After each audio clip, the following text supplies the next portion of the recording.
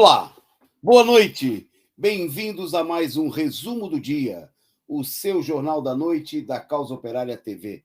Nesta quarta-feira muito fria, dia 20 de outubro de 2021. Até o Caio está com frio, dá para notar. Ele que é um companheiro que não sente frio, está aqui conosco no estúdio virtual. Boa noite, Caio. Boa noite, Antônio Carlos. Boa noite a todos os companheiros da Causa Operária TV, que acompanha aqui o resumo do dia. E com certeza hoje está muito frio, né? Assim como a semana toda, um tempo ruim e muito frio.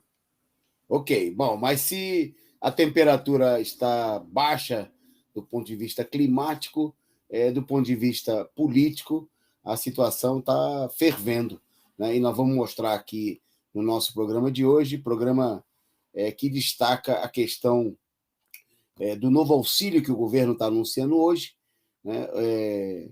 O auxílio que o governo procura, com isso, conter a revolta da população diante do agravamento da crise. É claro, pensando em obter dividendos eleitorais, armar aí um golpe eleitoral no próximo ano, mas principalmente conter a situação que aponta para um enorme agravamento da crise e um risco de explosão social. Bom, Lula, nós vamos tratar no programa Lula defendendo o auxílio e os bancos atacando, né? A direita de conjunto aí, os bancos atacando o Bolsonaro, porque a política é deixar o povo morrer de fome e não dá absolutamente nada. Dinheiro público só para os banqueiros. Bom, mas tem mais destaque na nossa pauta desse dia de hoje, que foi o dia em que foi apresentado o relatório da CPI da pandemia. Né? Nós vamos tratar, vai ser destaque aqui no nosso programa, a CPI caminhando para o encerramento, relatório que vai ser votado, foi apresentado hoje, e, bom, como a gente falava lá desde o início, né, caminhando para, como é que a gente pode dizer, recolherem as lonas do circo, né?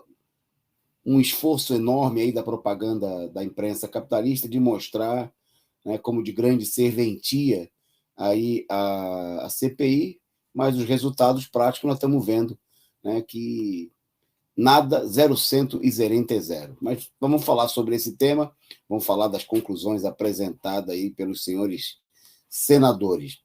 Destaque na nossa pauta, nós vamos falar também do aumento da gasolina, na queda na exportação da carne, né, que aponta aí para um... Será que o preço da carne vai cair? Né, agora que tem um veto do governo chinês que está bloqueando aí a exportação de 100 mil toneladas de carne.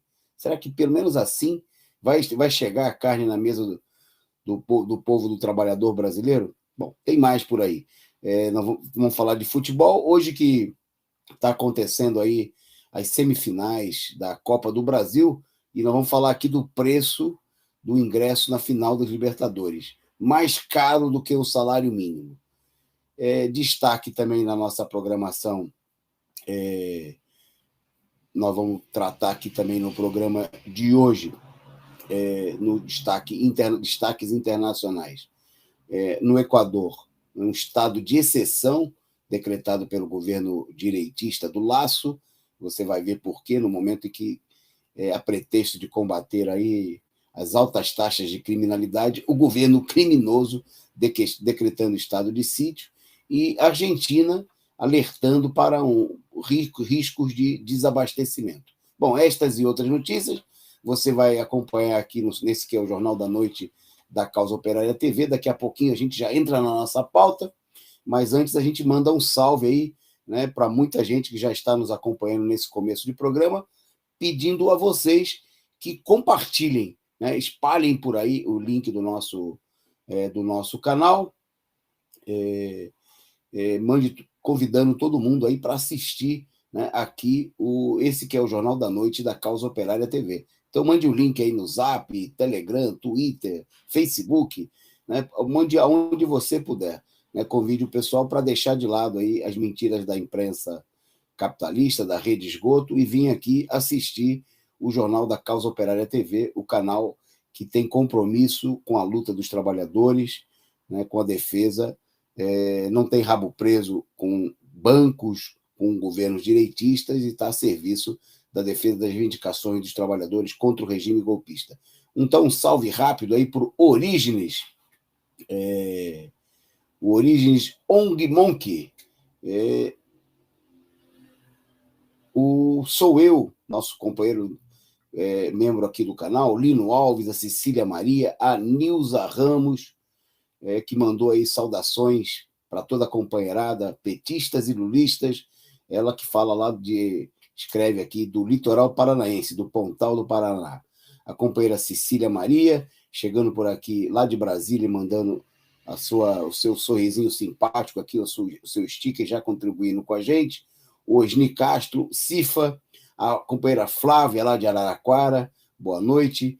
Boa noite aí a Amanda Lima, o LC29, o Sou Eu, que também mandou o seu sticker, assim como o Leon Trotsky, que nos honra com a sua participação aqui no programa.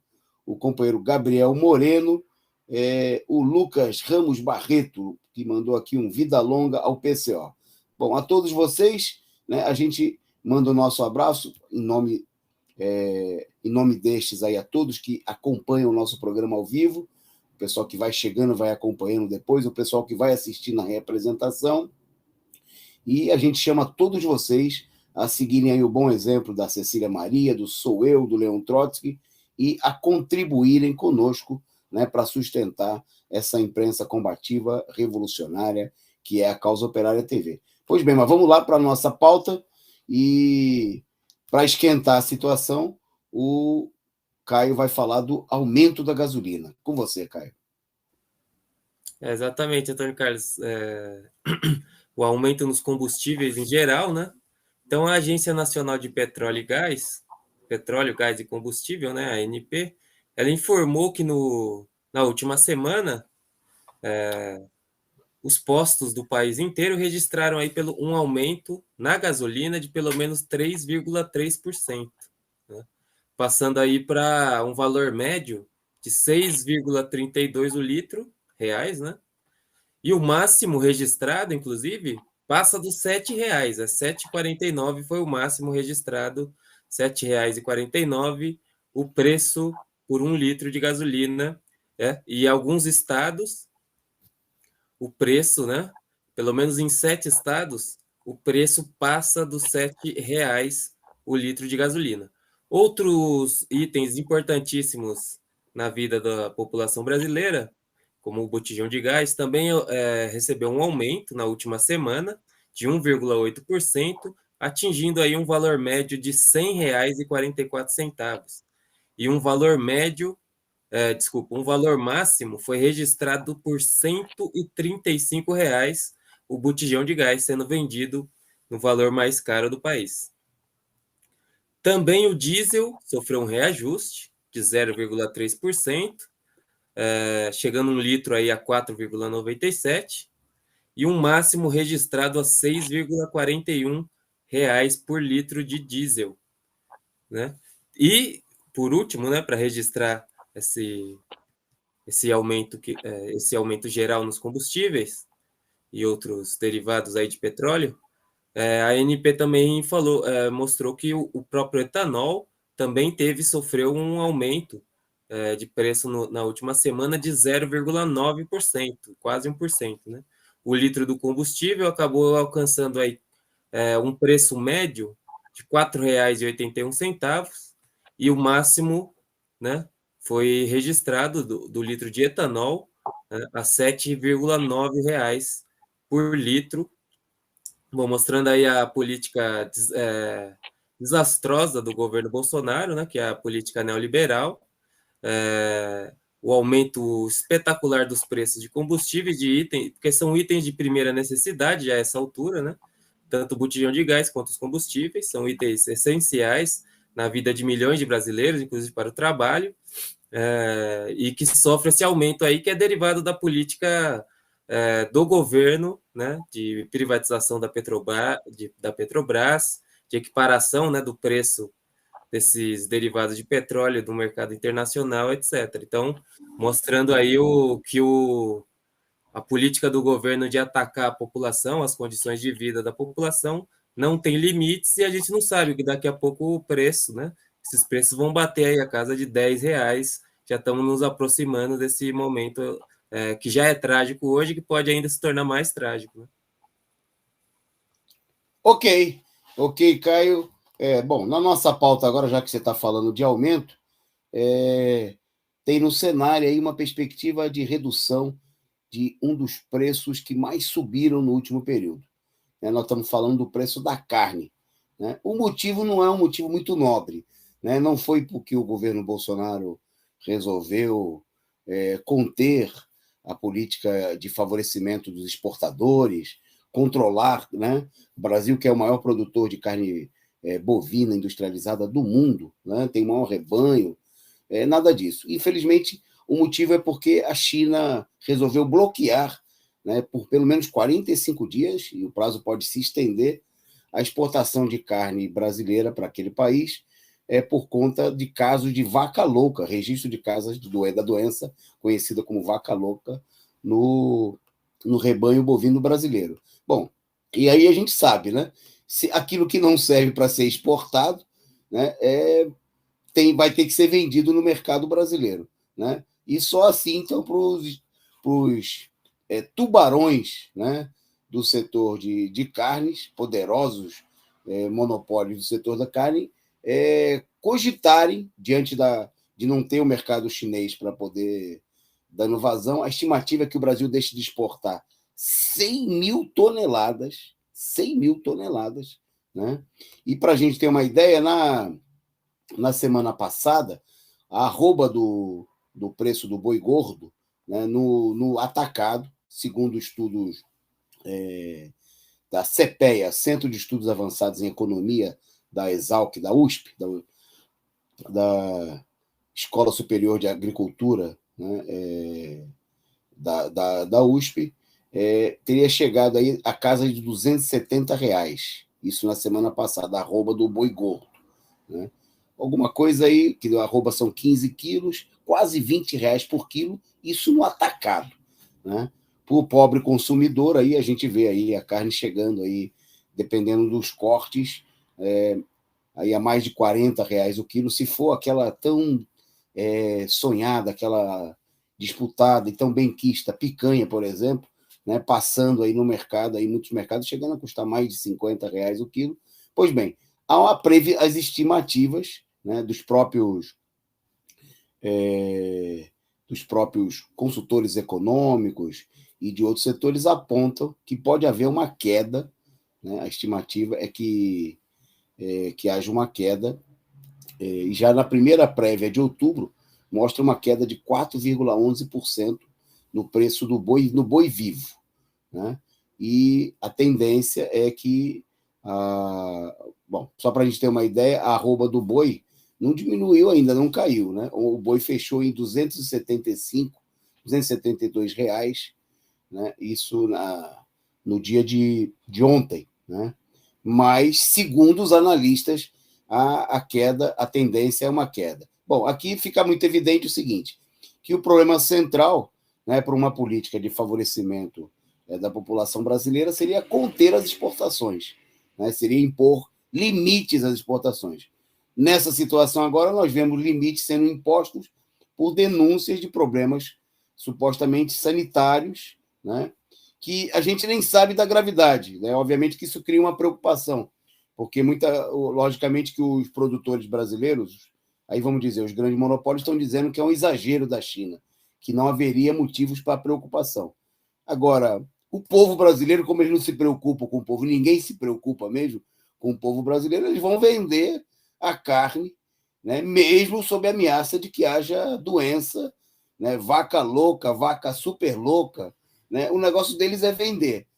E vender principalmente para faturar em dólar, em primeiro lugar.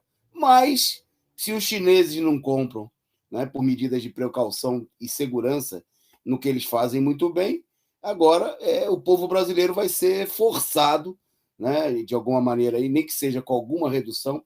Se fala até que a redução pode chegar a 10%, 15% no preço. Bom, se a carne estiver saudável, a gente vê até com bons olhos e quem sabe a gente consiga combinar um churrasquinho, né?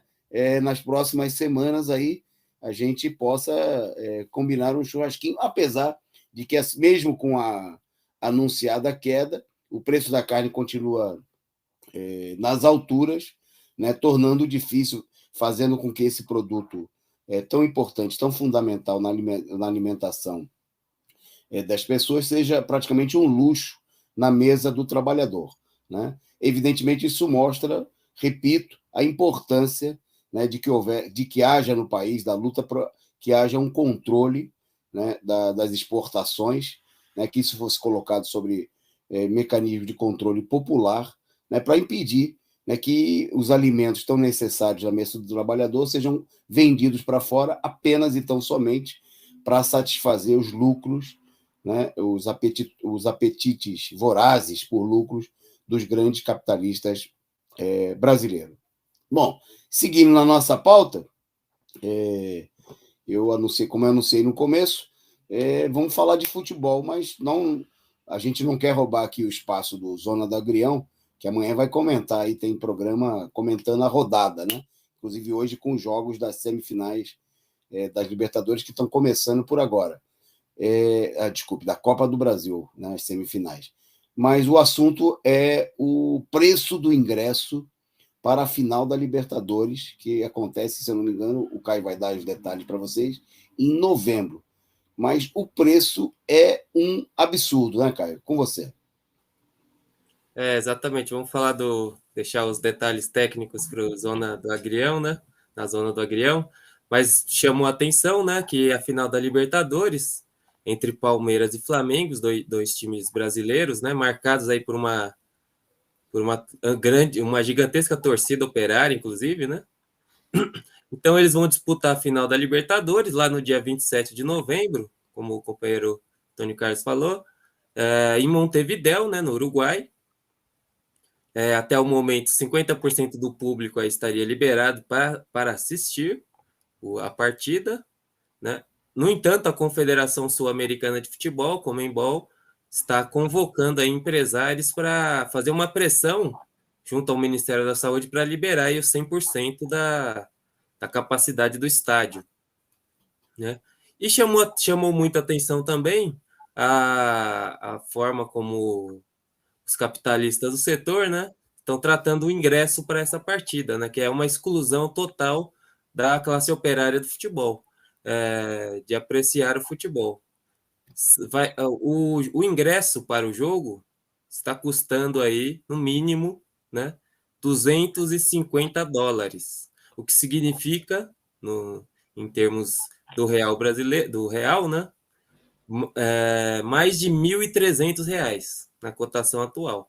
Quer dizer, mais do que um salário mínimo. Quer dizer, você estaria o trabalhador, o operário, né, estaria completamente excluído aí de participar, de assistir a final da Copa Libertadores, né, dos dois times brasileiros, por um preço totalmente exorbitante, né, fora de qualquer parâmetro, né, você cobrar $250, mais de R$ 1.000, mais de R$ 1.300, mais do que a maior parte da população brasileira, que ganha um salário mínimo, recebe por mês. Você teria que gastar aí para assistir um jogo de futebol. Quer dizer, a classe operária ficaria excluída, né, de assistir o futebol no estádio. Teria que assistir tão somente pela TV, né? É uma forma aí de exclusão dos trabalhadores, da população pobre do futebol. Cada vez mais o nosso futebol, né, o esporte das multidões, tão querido aí pelo povo brasileiro, se transforma aí também, parece a carne, né? A gente falou de luxo, transforma o futebol numa coisa que o povo não pode chegar perto, né? Eu e o companheiro Juliano, né, apresentador do Tição, somos flamenguistas, gostaríamos de estar lá em Montevidéu assistindo o Mengão, mas com esse preço, da mesma maneira que o companheiro Gabriel, aqui torcedor do Palmeiras, né? Tem, como muita gente também aqui no partido, torcedores aí do Palmeiras, gostaríamos de estar lá, mas R$ 1.500 o ingresso, e ainda tem toda a despesa da viagem, né? Quer dizer, você aí por menos de R$ 3.000 você não consegue assistir ao jogo. O jeito vai ser tentar ver pela televisão, tomando uma cervejinha, e quem sabe, se a gente fizer uma vaquinha, dá para fazer um churrasco. Vamos até combinar, já vamos lançar a ideia.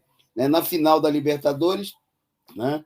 Vamos se reunir para assistir aí no Centro Cultural Benjamin Perret e em outros lugares, fazer um churrasquinho e comemorar aí a vitória do futebol brasileiro, né? Que é 2 times, a superioridade do nosso futebol, 2 times brasileiros decidindo aí o maior torneio de futebol das Américas e, com certeza, o melhor torneio de futebol do mundo.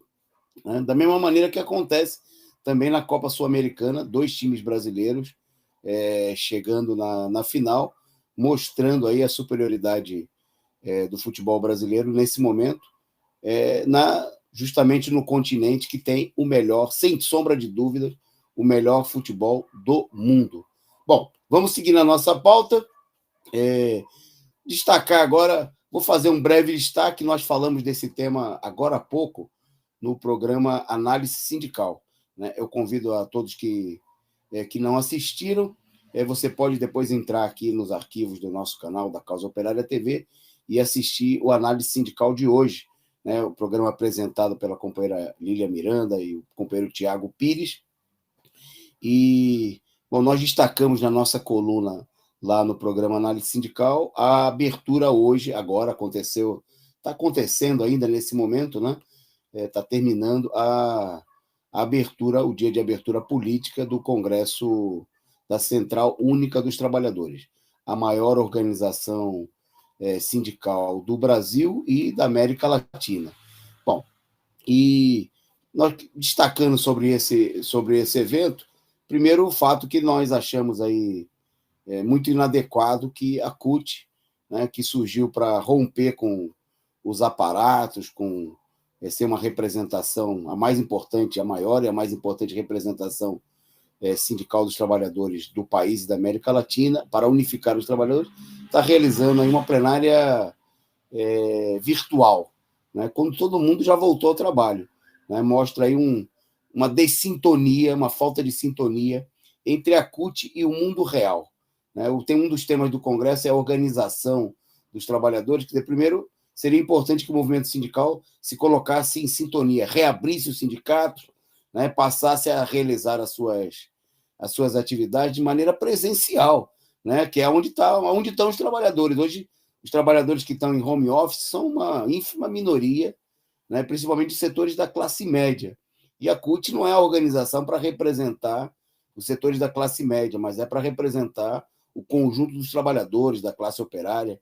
Os trabalhadores também estão desempregados, aí estão na rua, né? Assim como a própria CUT vem chamando no último período, tem sido uma das organizações mais importantes, apesar das limitações, na convocação dos atos, por exemplo, fora Bolsonaro. Então, o povo está na rua, está trabalhando lascado, não faz sentido realizar uma plenária virtual. Bom, de qualquer forma, nós achamos que um problema central para a CUT, né, não só para a plenária, mas para os sindicatos, para as bases da CUT, nos locais de trabalho, é discutir uma política própria dos trabalhadores diante da crise. E que, nesse momento, seria fundamental que a CUT se posicione pelo lançamento imediato da campanha, né, por Lula presidente, por um governo dos trabalhadores, né, apresentando um programa próprio, da maneira, inclusive, que a CUT fez em pleno golpe em 2017. A CUT realizou uma plenária estadual e se posicionou, uma plenária nacional extraordinária, e se posicionou em apoio à candidatura do ex-presidente Lula. Lula ou nada, era o lema, né? Sem Lula é golpe. Né? Mais uma vez, mais do que nunca, tanto quanto naquele momento, está colocado, né, que a única alternativa dos trabalhadores diante da crise é a candidatura do Lula, né, do ponto de vista de ser uma arma poderosa para mobilizar os trabalhadores diante da situação. Então, nós somos delegados, nós temos delegados aí no Congresso da CUT, né? É necessário fazer esse debate, ainda que com as muitas limitações, que a gente espera que, em alguma medida, se superem, né, que a plenária ajude a destravar, né, o esquema burocrático que ainda domina os sindicatos nesse momento, mais preocupado com uma suposta segurança dos dirigentes sindicais do que com a luta real dos trabalhadores. Bom, por falar em luta, tema central do nosso programa hoje, não vamos entrar no tema, porque é justamente o Congresso da CUT acontece no momento em que o governo está diante do agravamento da crise, né, e diante da enorme revolta popular, anunciou hoje, aí, fez declarações oficiais confirmando a implantação do chamado Auxílio Brasil, né, prometendo aí um valor de R$ 400, embora sem estabelecer aí claramente de onde viria, e um aumento de 20% em número dos beneficiados. E aí, eu vou passar para o companheiro Caio para comentar, para falar um pouco qual é a política do governo, quais são as medidas, né, se o governo apresentou de onde vem o dinheiro, e falar um pouco da crise que isso está gerando, né, no próprio governo. Tem um impasse diante da situação, e tem a gritaria do chamado Deus Mercado, né, os banqueiros protestando aí, porque se é para gastar com o trabalhador, não. Tem que aumentar o Bolsa Banqueiro, né? O Bolsonaro acabou com o Bolsa Família, mas agora está querendo criar um outro auxílio para usar como uma arma também eleitoral, e os banqueiros, os especuladores financeiros estão protestando contra o Bolsonaro. Com você, Caio. Exatamente. Vem esse quadro, né? O governo anunciou hoje, por meio do ministro da Cidadania, João Roma, que eles pretendem, primeiro,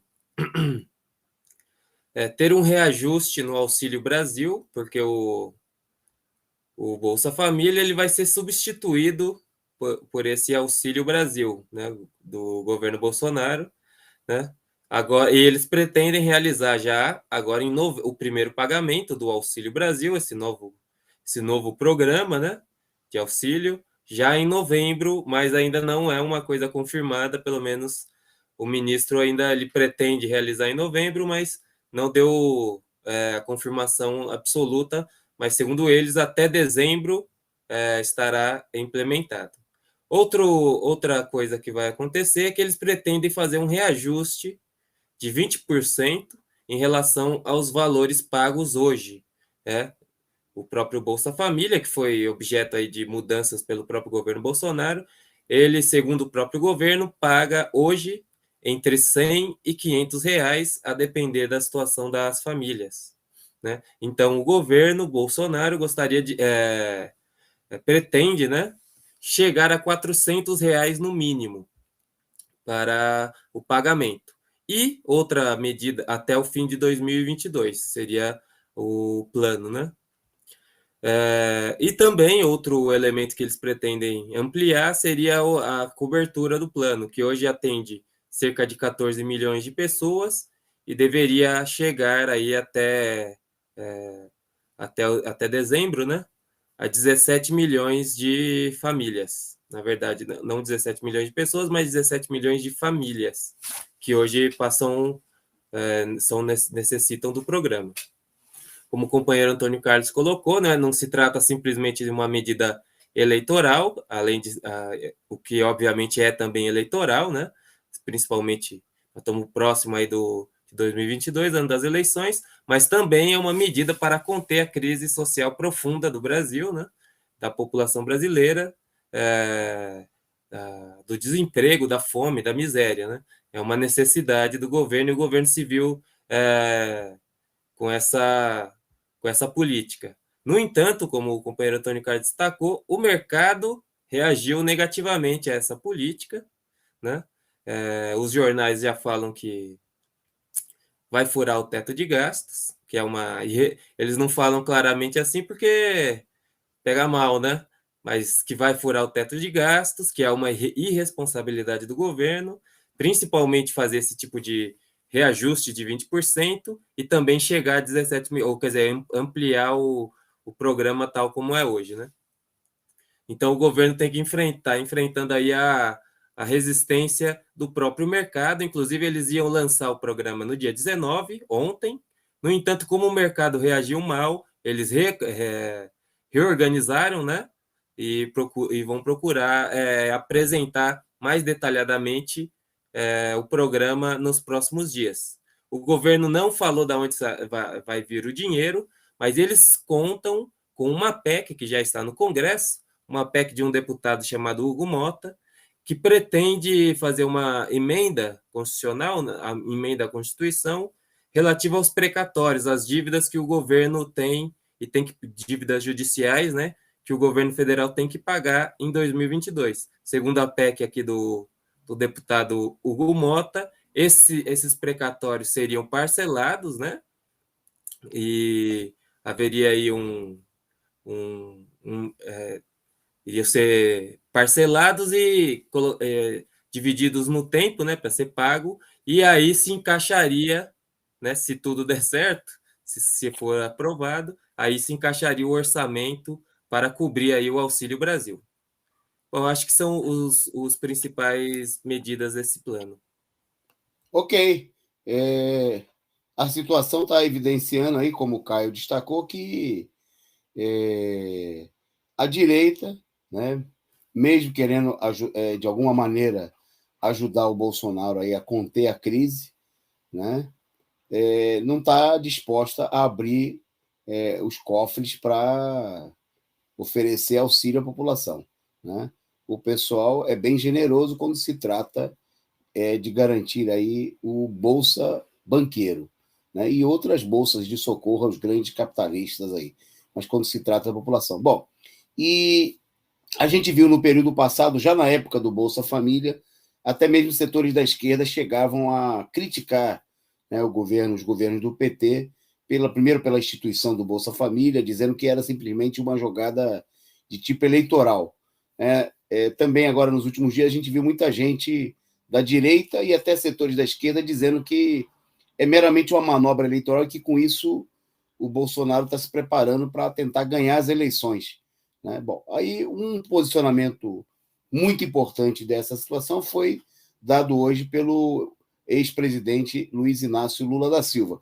Eu acho que nós temos o vídeo aí para a gente mostrar, né? Porque o posicionamento dele mostra aí uma clareza política, né? Um posicionamento do ponto de vista dos trabalhadores. Nós temos uma pequena diferença, uma diferença importante, né? Com a colocação, mas vamos soltar o vídeo aí para depois a gente fala aí do que destaca o que disse o Lula. Manda ver.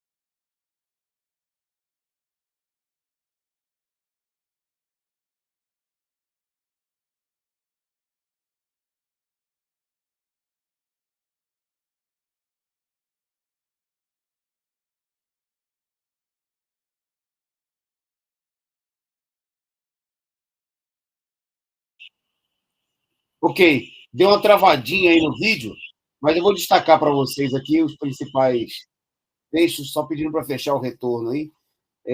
Bom, a declaração do Lula, a gente ia mostrar um trecho do vídeo publicado aí no Twitter do presidente, na entrevista que ele concedeu aí à Rádio à Tarde da Bahia, né?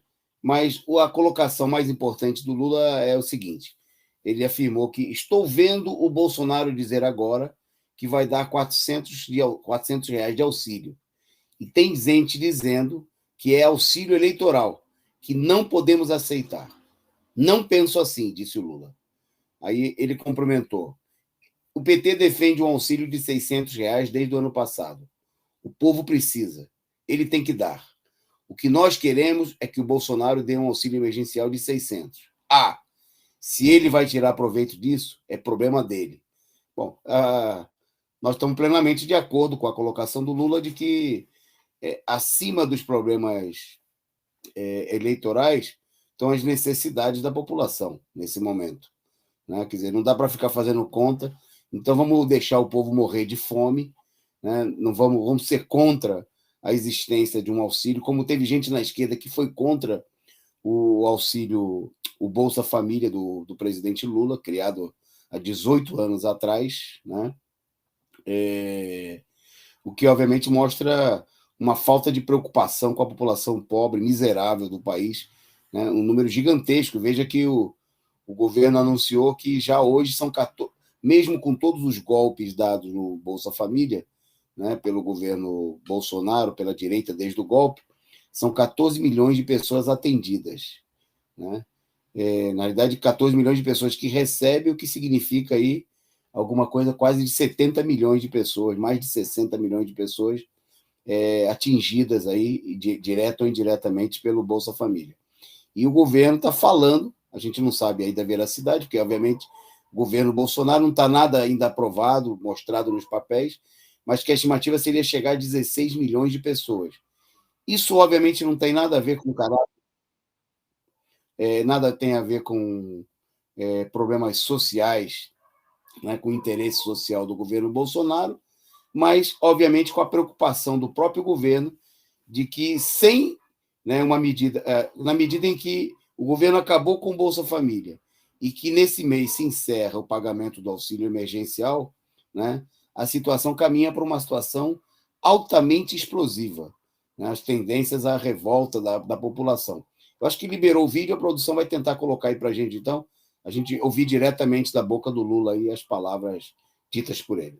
Decidir o destino desse país não é a vontade do Lula, ou a vontade do Bolsonaro, ou a vontade do Ciro, ou a vontade do Mandetta, ou a vontade de não sei quem. Quem vai decidir o destino do país é o povo brasileiro. É ele que vai dizer, cansamos de Beltrano, vamos eleger fulano, e fulano vai tomar posse e vai governar. Se governar bem, pode ser candidato à reeleição. Se governar mal, está fora. E o Bolsonaro está governando mal, ou nem está governando. Então o povo vai decidir. O povo vai decidir. Eu estou vendo agora o Bolsonaro dizendo que vai dar um auxílio emergencial de R$400, sabe, que vai durar até o final do ano que vem. E tem muita gente dizendo, não, sabe, a gente não pode aceitar porque é um auxílio emergencial eleitoral. Não, eu não penso assim. Eu penso o seguinte, o PT faz mais de 5 meses que o PT pediu um auxílio emergencial de R$600. Aliás, o PT pediu e mandou uma proposta para a Câmara dos Deputados de um novo Bolsa Família de R$600. Então é o seguinte, o que nós queremos é que o senhor Bolsonaro dê um auxílio emergencial de R$600. Ele vai tentar tirar proveito disso, olha, é problema dele. E é problema da sabedoria do povo. Se alguém acha que vai ganhar o povo porque vai dar um salário emergencial de R$600, paciência. Eu acho que o povo merece os R$600 e acho que ele tem que dar. Não tem que ficar inventando, e nós reivindicamos isso. Então nós não podemos querer que o povo continue. Ok. Vocês viram então aí as declarações do presidente Lula. Bom, eu destacaria, em primeiro lugar, que nós estamos contra a posição, obviamente, dos bancos, da direita de uma maneira geral, que, a pretexto de combater o Bolsonaro, quer combater, né, qualquer tipo de auxílio ao povo brasileiro. Bom, obviamente que nem 400 nem 600 reais, né, dão conta de minimizar o sofrimento gigantesco causadas aí pela política de destruição, de devastação econômica e das condições de vida do povo brasileiro impostas pelo regime golpista, né? Nós já muito defendemos que o auxílio teria que ser de, no mínimo, um salário mínimo, né? Mesmo o salário mínimo hoje já no Brasil tem um valor bastante defasado, precisaria ser aumentado, mas porque, obviamente, o que se trata aqui é de defender a própria sobrevivência, né, do povo pobre, trabalhador brasileiro. E, obviamente, que os recursos existem, né? O Brasil está destinando, no orçamento desse ano, 2 trilhões e 200 bilhões para os bancos. Mais de 52% do orçamento público, né, destinados aí ao pagamento da dívida, juros de serviços da dívida fraudulenta, né, e com taxas de juros cada vez maiores para favorecer justamente o setor financeiro, né? Então precisa tirar de quem tem, né? Precisa expropriar aí esses recursos que vão parar nos bancos. Obviamente que para isso é necessária uma grande mobilização popular para pôr abaixo, né, o próprio regime golpista, né, nesse momento chefiado por Bolsonaro e que é apoiado por todos os golpistas, inclusive pelos golpistas que se opõem ao Bolsonaro nesse momento, diante dessa medida, para defender os interesses dos bancos, né, dos grandes especuladores que não querem que o governo comprometa, né, recursos aí, com a população pobre, faminta, miserável, em dificuldade, para garantir mais e mais e mais dinheiro para os bancos, né, para os sanguessugas, para os especuladores, como eles vêm fazendo aí já há muito tempo. Bom, é isso, né? Vamos para um outro tema importante da nossa pauta de hoje, que ocupou aí boa parte do noticiário no dia de hoje, foi o grande destaque, né, da campanha publicitária, não só de hoje, mas nós já vimos aqui há vários meses, né, a campanha eleitoral montada em torno do circo, não sei se a gente chama de circo ou se a gente chama de pizzaria, né, da CPI da pandemia. Bom, e finalmente hoje foi apresentado aí o relatório final, né, que vai à votação nos próximos dias. Para falar sobre esse tema, eu vou passar a bola para o companheiro Caio. Exatamente. Hoje foi lido, né, a versão final, pelo menos em resumo, pelo relator, senador Renan Calheiros, do MDB de Alagoas, do relatório final da CPI da chamada CPI da Covid, né? CPI chamada CPI do genocídio. O relator da CPI, senador Renan Calheiros, leu um resumo do documento que tem mais de 1.000 páginas, o relatório final. Vejam só, 1.000 páginas ele produziu. E ele pede, né, o indiciamento, não foram indiciados ainda, ele pede o indiciamento de pelo menos 68 pessoas, incluindo aí o próprio presidente ilegítimo, né, Jair Bolsonaro, dentre outros elementos do governo Bolsonaro, né, como, por exemplo, o ex-ministro da Saúde, Eduardo Pazuello, o atual ministro da Saúde, Marcelo Queiroga, e alguns outros elementos do governo ou que deixaram o governo, como o ministro-chefe da Secretaria-Geral da Presidência da República, Onyx Lorenzoni, e o ex-ministro das Relações Exteriores, Ernesto Araújo, além de um conjunto de outras pessoas desconhecidas. Também o documento pede o indiciamento de 3 filhos do Bolsonaro, né? Tanto o Flávio Bolsonaro, senador, quanto o deputado Eduardo Bolsonaro e o vereador Carlos Bolsonaro, todos os filhos do Bolsonaro, por incitação ao crime.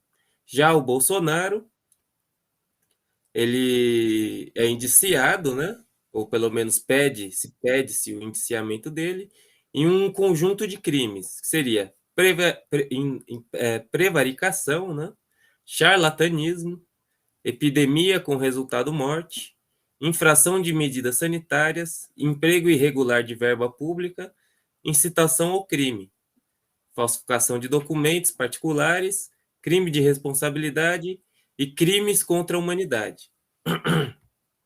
Esse indiciamento, né, caso seja confirmado na votação que vai ocorrer na próxima semana do documento pelos outros membros da comissão, ele seria levado aí, né, para os órgãos competentes, como a Procuradoria-Geral da República, ao Ministério Público, estaduais, e ao Departamento da Polícia Federal, e alguns pedem mesmo que se leve ao Tribunal de Haia, né?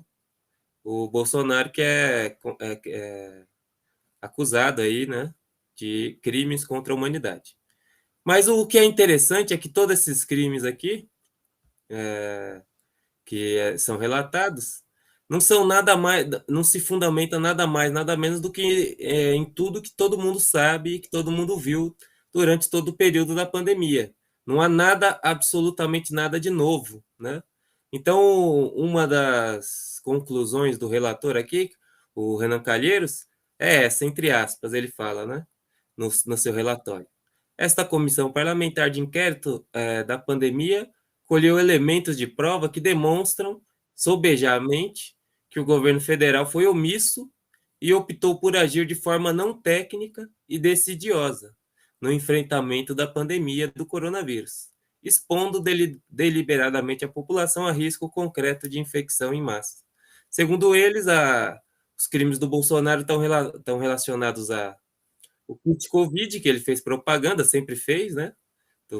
Da cloroquina e outros elementos, de que ele não usava máscara em alguns locais, né? Dele fazer propaganda para a cloroquina e de que ele defendia a imunidade de rebanho. Seria esse... Quer dizer, todos esses 6 meses, né, de farsa, de circo, para chegar no relatório final com essas grandes descobertas aí que qualquer pessoa viu, e todo mundo viu, e o Bolsonaro nunca parou de fazer, ele faz até hoje, né? Essa seria a grande conclusão aí do documento de mais de 1.000 páginas do senador Renan Calheiros, né? Esse que virou herói, né, da esquerda, e uma pessoa até respeitada aí pela esquerda, quando é um político burguês, né, como qualquer outro. Mas essa seria aí os crimes que o Bolsonaro estaria sendo indiciado, pode ser indiciado. Por outro lado, os bolsonaristas, como Flávio Bolsonaro, receberam notícia a gargalhadas, e o próprio Bolsonaro criticou a CPI, dizendo que é uma farsa, né, que é um julgamento político. Mas tá o resultado, né, esse indiciamento provavelmente não vão terminar também em pizza, assim como a CPI termina em pizza agora.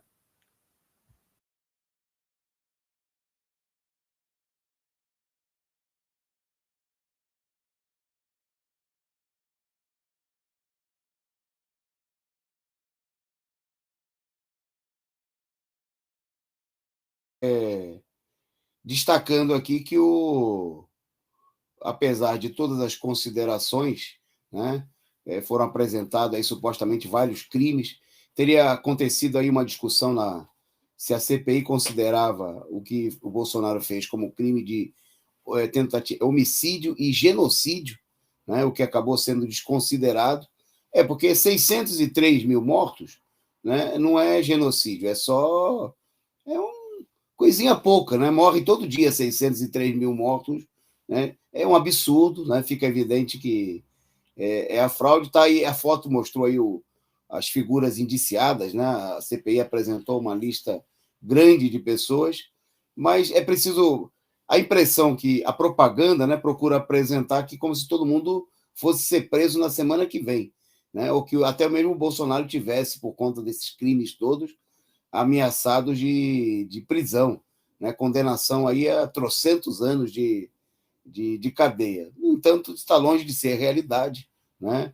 O fato de que o relatório da CPI aponte nesse sentido, que o relatório seja aprovado nos próximos dias, nem de longe, né, representa uma determinação sequer dos partidos envolvidos aí na CPI, o caso do MDB, do Renan Calheiros, do PSD, do Osmar Aziz, presidente da comissão.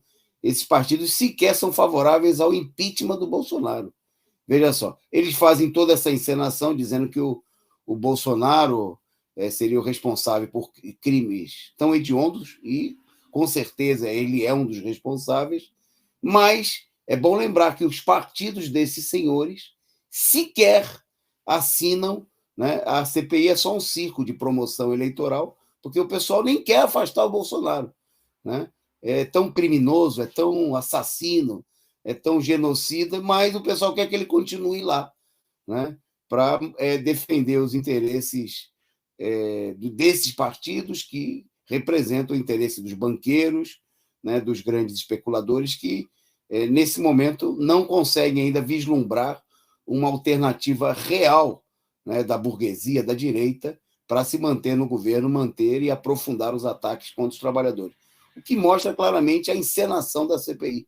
Né? É só para acusar o Bolsonaro, para ver se promove um desgaste que sirva, quem sabe, né, para tentar promover aí algum candidato da direita, alguns até na própria CPI tem pré-candidatos, aí, como é o caso da senadora Simone Tebet, né, do senador do Cidadania, que eu nem lembro o nome, né, que também já se apresentou aí como pré-candidato à presidência, e por aí vai.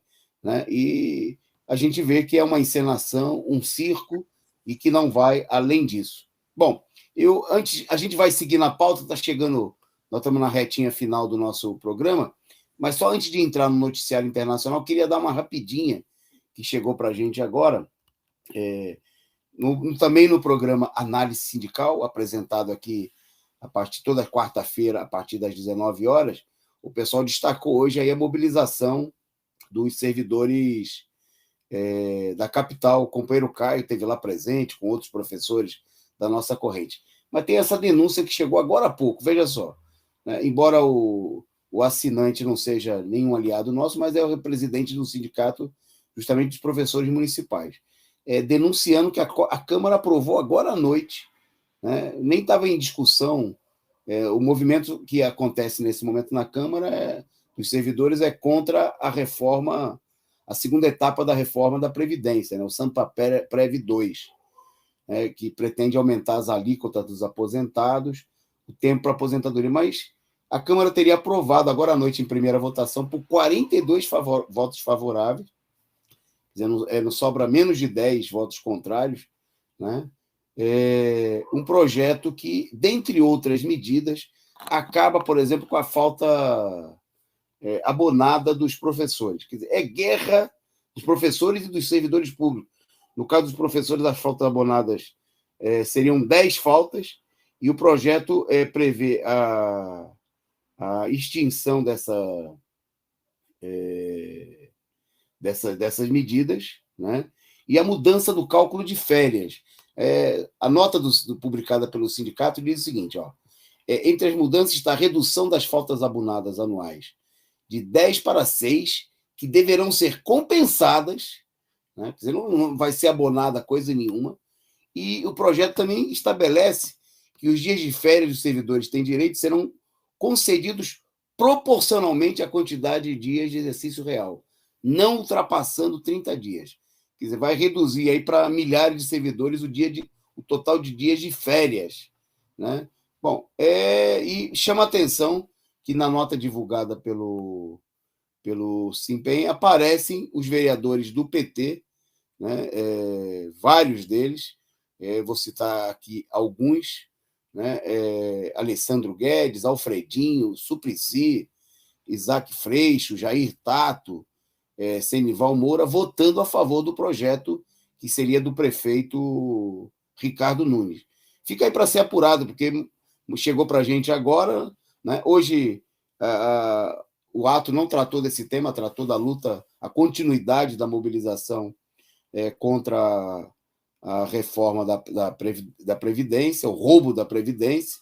Né? Fica evidente que o governo da capital de São Paulo, como da maioria das cidades do país, segue a política do Bolsonaro, como Dória, que ontem aprovou. Né? Nós vamos mostrar no final do programa, mais uma vez, o vídeo, né, com a nossa intervenção, porque um problema das mobilizações é que elas não apontam uma perspectiva de enfrentamento e ficam na expectativa de ficar aí mendigando, né, com deputados, vereadores, deputados federais, como no caso da PEC 32, que eles promovam, contenham as mudanças, coisa que, obviamente, não vai acontecer.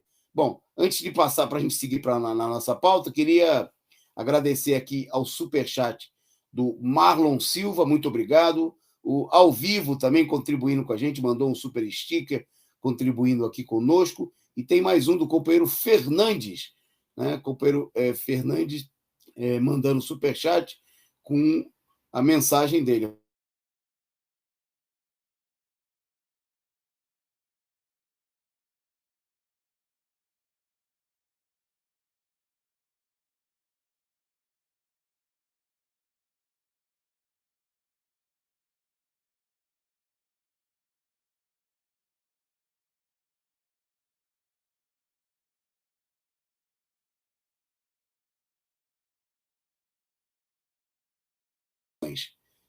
Seguindo em frente aqui na nossa pauta, vamos então entrar na pauta rapidinho. Vamos fazer tudo breve agora, 1 minutinho para cada notícia no máximo. Eu vou só destacar aqui que o governo do Equador, né,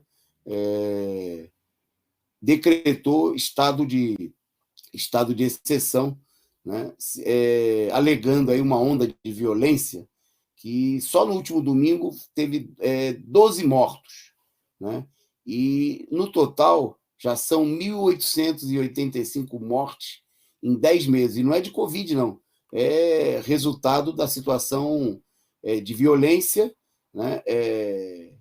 O regime aí tudo teria a ver aí com o problema do narcotráfico, e o governo do Guilherme Lasso, que é bom lembrar, é banqueiro, né? Foi eleito aí num processo fraudulento em que o candidato da esquerda, né? O ex-presidente do Equador, foi impedido de participar das eleições, né? Teve que ser substituído por um candidato menos relevante, desconhecido do povo, semelhante ao que aconteceu aqui no Brasil com o Lula, que foi substituído pelo Haddad, e agora o governo Lasso está decretando estado de exceção para impor uma política de repressão, obviamente que não vai ser contra os traficantes de droga, né? Mas vai ser contra a população. É bom lembrar que o Equador já teve aí violentos protestos, né, contra o governo anterior, e a situação de crise se mantém no país, e com certeza nós vamos ver notícias sobre isso no próximo período. Bom, vou passar para o Caio para ele dar a rapidinha dele sobre a Argentina. Na Argentina, para controlar, né, a inflação, tá a crise da inflação, que está mais de 50% ao ano, o governo publicou hoje uma medida, né, no Diário Oficial, uma resolução da Secretaria de Comércio Interior que congela, veja só, congela os preços de mais de 1.400 produtos na Argentina. Estarão congelados a partir de agora os preços. Bom, a burguesia reagiu, né, e os jornais locais já vêm dizendo, com a ameaça, né, de desabastecimento, diante dessa medida do governo de congelar os preços, de desabastecimento, de não produção, né, para desabastecer, para gerar ainda mais crise. Então, é só uma notícia rápida sobre essa crise na Argentina, a medida do governo, né, uma medida importante de congelar os preços, e a resposta da burguesia, que é ameaçar, né, de paralisação aí da produção e desabastecimento no país. Ok. Bom, antes da gente passar para o encerramento com o vídeo aí que a gente... para destacar mais uma vez esse problema da luta ontem contra a PEC o PLC do Dória, queria também destacar uma última notícia que o nosso pessoal também está comentando aqui no nosso chat no YouTube, que na imprensa, há poucos minutos agora, o pessoal destacando que setores da esquerda, o PDT, o PSOL, a Rede, teriam ajudado a derrotar a PEC 5, a chamada PEC da Vingança. Eu queria destacar, nós vamos falar com certeza desse tema no programa de amanhã, né? A medida vinha sendo apontada como uma PEC que procurava estabelecer um controle, né, sobre o Conselho Nacional do Ministério Público, né, através da ampliação do número de vagas de 14 para 17. Né? Foi feita uma votação que obteve aí 297 votos favoráveis contra 182 votos contrários. Só que, para ser aprovado, embora a votação foi amplamente majoritária a favor da PEC, né, eram precisos 308 votos para que ela fosse aprovada. Queria destacar que a gente olha com muita desconfiança, né, porque defender, né, que seja mantido aí... a PEC era vista como uma medida de setores do próprio Centrão e da direita para conter, né, o crescimento de poder nos últimos anos do Ministério Público. Que a esquerda defesa, o Ministério Público é Dallagnol, é Moro, né, é toda a máfia do golpe que a gente viu nos últimos anos. Quer dizer, não querer A medida não servia, obviamente, para nenhuma democratização no Ministério Público. Mas o pessoal votou contra uma proposta que é ampliar o número de membros no Conselho do Ministério Público, né? E tentar... O pessoal reclama que, obviamente, os deputados estavam tentando impor, aí, não por motivos democráticos, algum controle sobre o Ministério Público. Agora, é melhor um controle da Câmara que tem o voto popular do que o Ministério Público ser senhor de si mesmo e ser controlado, como a gente viu Deltan Dallagnol e tantos outros, né, pelo Departamento de Estado dos Estados Unidos, né? Quer dizer, obviamente que o PDT do Ciro Gomes, o Freixo do PSB estão comemorando uma vitória que é uma vitória da direita, dos setores golpistas, né, que não haja nenhum controle sobre o Ministério Público. Mas a gente volta a falar mais sobre esse tema. Nós vamos ficando por aqui com o resumo do dia. Vocês ficam aí mais uma vez com o nosso vídeo, porque a gente coloca não para... se trata de destacar a oposição que nós temos nesse momento, a perspectiva daqueles que querem mobilizar por dentro dessas instituições falidas, o que vem sendo aí um caminho de derrota para os trabalhadores, como foi para os professores de São Paulo ontem, para os servidores públicos, e que, se não houver uma mudança de rumos, né, vai ser também um caminho de derrota para os servidores da capital, para os servidores federais, para os trabalhadores dos Correios. É preciso ir às ruas. Os trabalhadores não ganharam nenhuma, estamos tomando de goleada, né, através da política de pressionar deputados, vereadores. O caminho é pressionar os donos da porcada, os governos do município, do estado, o governo Bolsonaro, através da mobilização dos trabalhadores nas ruas. Um abraço, Caio, abraço, Gabriel, na produção. A gente fica por aqui e resumo do dia volta amanhã. Boa noite. Boa noite.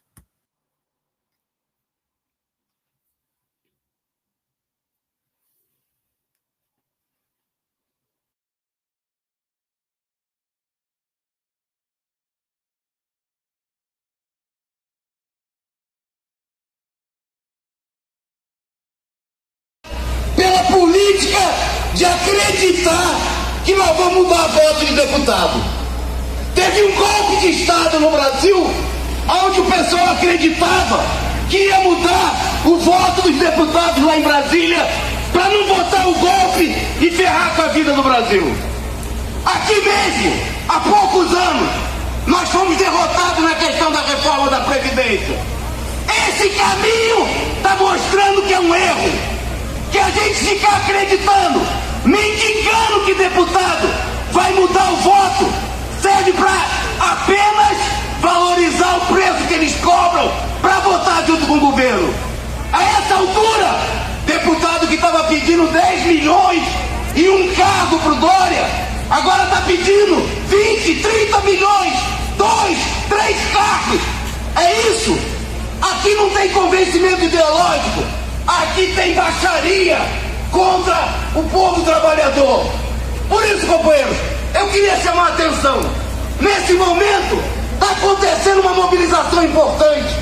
Ontem, teve centenas de funcionários de escola lá na República. Hoje, eu estava lá na prefeitura, milhares de professores municipais e servidores nas ruas. Por que a gente não unifica a luta? Por que a gente vai ficar semana após semana vindo aqui correr atrás de deputado, sendo que essa política já mostrou que não dá resultado? Não se trata, companheiros, a gente valoriza o trabalho dos deputados que estão do nosso lado. Já vou terminar. Finalmente, eles não fazem mais do que a obrigação deles, porque eles foram eleitos para defender a gente, né? Estão lá para... Quem não vota ao nosso lado está traindo a gente. Quem defende o nosso interesse está fazendo a obrigação. Nesse sentido, companheiros, eu queria fazer uma proposta.